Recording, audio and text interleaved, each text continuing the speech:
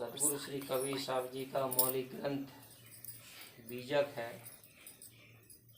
और बीजक में 11 प्रकरण हैं, जिसमें से सबसे लास्ट 11वां प्रकरण है साखी का। साखी में संत सम्राट सदगुरु श्री कबीर साहब जी ने इस मानव जन्म की भूरी भूरी प्रशंसा को बताते हुए गाते हुए कबीर साहब जी ने कहा है कि मानुष तेरा गुण बड़ा, मान सुना आवे काज, हाड़ न होते आभरण, त्वचा न वाजन बाज। संत सम्राट सदगुरु श्री कबीर साहब जी ने ये नहीं कहा कि पशु तेरा गुण बड़ा, का हाथी तेरा गुण बड़ा, का घोड़ा तेरा गुण बड़ा, क्योंकि मनुष्य से बढ़ के एक शक्तिशाली जानवर हैं।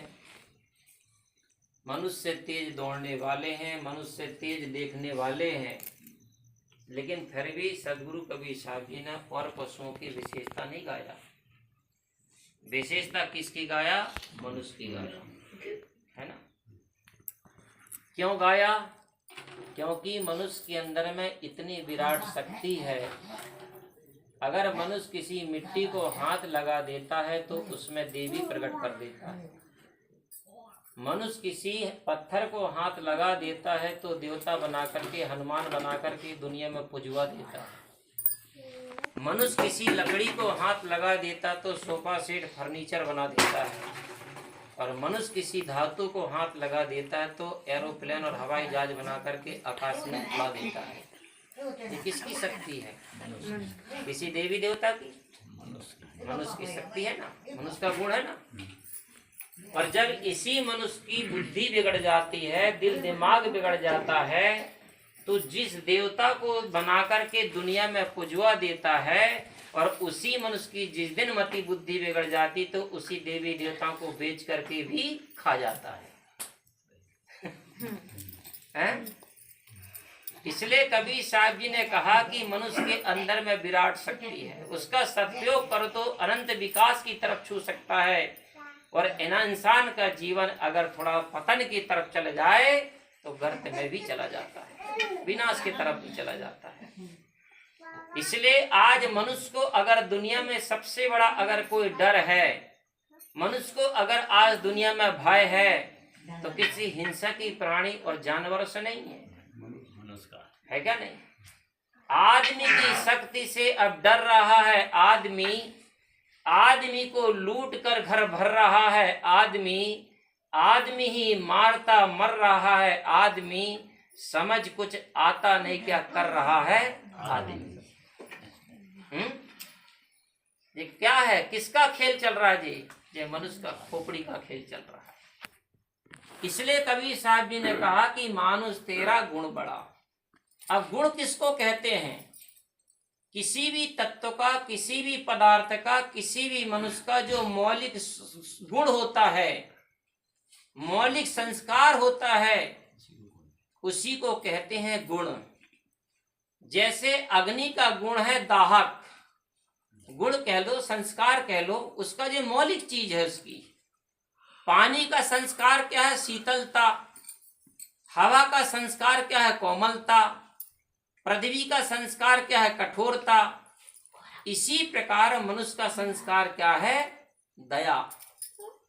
अगर किसी फूल के अंदर में कितनी सुंदर फूल हो, लेकिन उस फूल के अंदर अगर सुगंध नहीं है तो वो फूल किसी काम का है? फूल की सुंदरता कब होती? फूल की कीमत किससे होती है? उसकी सुगंधता से। कोई शक्कर पदार्थ है, लेकिन उस शक्कर रूपी पदार्थ का विशेषता कब तक है? जब उसके शक्कर के अंदर में शक्कर की मिठासता है क्या नहीं? कोई नमक पदार्थ है, लेकिन नमक रूपी पदार्थ की कीमत कब है? जब उसके अंदर में नमक का संस्कार खारापन है। इसी प्रकार सज्जनों, मनुष्य की भी शोभा और मनुष्य की भी सुंदरता कब तक है? जब हमारे अंदर में मानवता के गुण हो। जैसे आप गर्मी में समझ लीजिए, जैसे श्यामल का फूल खिलता है, कितना सुंदर दिखता, कितना बड़ा होता है, लेकिन मैं आज तक समझता हूं कि जितने भी यहाँ पर लोग बैठे होंगे, लेकिन आज तक किसी व्यक्ति ने भी श्यामल का फूल लेकर के किसी भगवान के मंदिर में नहीं चढ़ाया होगा, या किसी महात्माओं के गले में नहीं पहनाया होगा माला बना करके। देखने में कितना सुंदर है।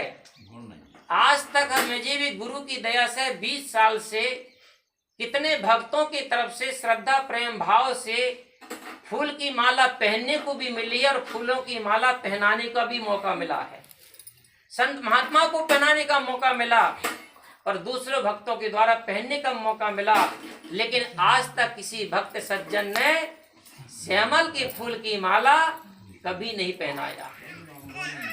क्यों? क्योंकि उस फूल में सुगंध नहीं है। देखने में तो सुंदर है, लेकिन उसका जो संस्कार होना चाहिए सुगंध का, वो उसके अंदर में नहीं है।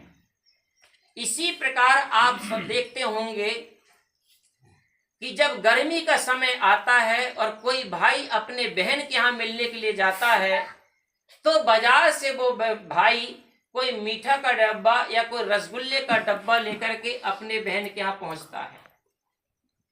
अब जब वो घर में गया बहन के यहाँ, तो बहन को जब वो देता तो रसगुल्ला अकेला देता का पूरा डब्बा सहित देता है, पूरा डब्बा सहित दिया जाता है।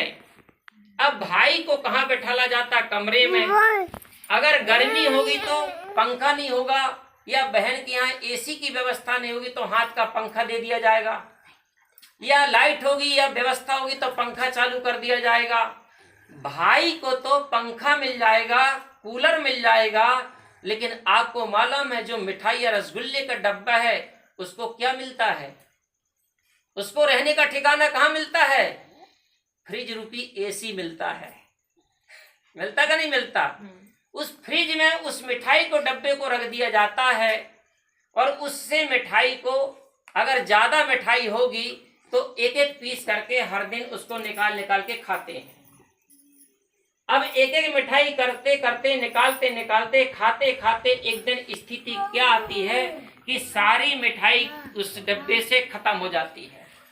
और एक दिन फिर जब मिठाई खत्म हो गई, फिर भी डब्बा अगर वहां धोखा से रह गया और फिर मिठाई निकालने के लिए अंदर गए, फ्रिज का दरवाजा खोले और देखे कि अब मिठाई इसमें नहीं है, खत्म हो गई, तो मैं आपसे पूछता हूँ उस डिब्बा को आदमी उसी फ्रिज के अंदर रखता है या उसको निकाल के कूड़ा और कूड़ेदाने में फेंक देता है? फेंक देता नहीं फेंक देता है। मिठाई चली गई। तो उस मिठाई के डिब्बे की कीमत कब तक थी? जब उसके अंदर में मिठाई रखी हुई थी। और जैसे उसके अंदर से मिठाई समाप्त हुई और जैसे उस मिठाई का डिब्बा को निकाल करके कूड़ादान में फेंक दिया जाता है, इसी प्रकार हे मानव तेरी भी कीमत कब तक है? जब तक तेरे अंदर में मानवता के गुण रूपी संस्कार है तब तक तुम्हारी कीमत है। और जिस दिन तुम्हारा जीवन रूपी मिठाई के डिब्बे में सद्गुण सदाचार रूपी गुण नहीं होंगे तो आपकी भी उसी प्रकार से दुर्दशा होगी और उसी प्रकार से तुमको भी फेंक दिया जाएगा जैसे मिठाई के डब्बे को फेंक दिया गया है। इसीलिए कबीर साहब जी कहते हैं कि हे मानव तुम्हारी कीमत किसके लिए है? तुम्हारे गुणों के कारण से। तो हमारे अंदर में गुण होना चाहिए, संस्कार होना चाहिए। और जहां संस्कार होते मनुष्य के अंदर दो चीज होती है, या तो संस्कार होगा या तो अहंकार होगा। बात ध्यान रखना, या तो संस्कार होगा या तो अहंकार होगा। और जहां संस्कार होगा वहां अहंकार नहीं होगा और जहां अहंकार होगा वहां संस्कार नहीं होगा। अब इसकी पहचान क्या है कि अहंकार और संस्कार की?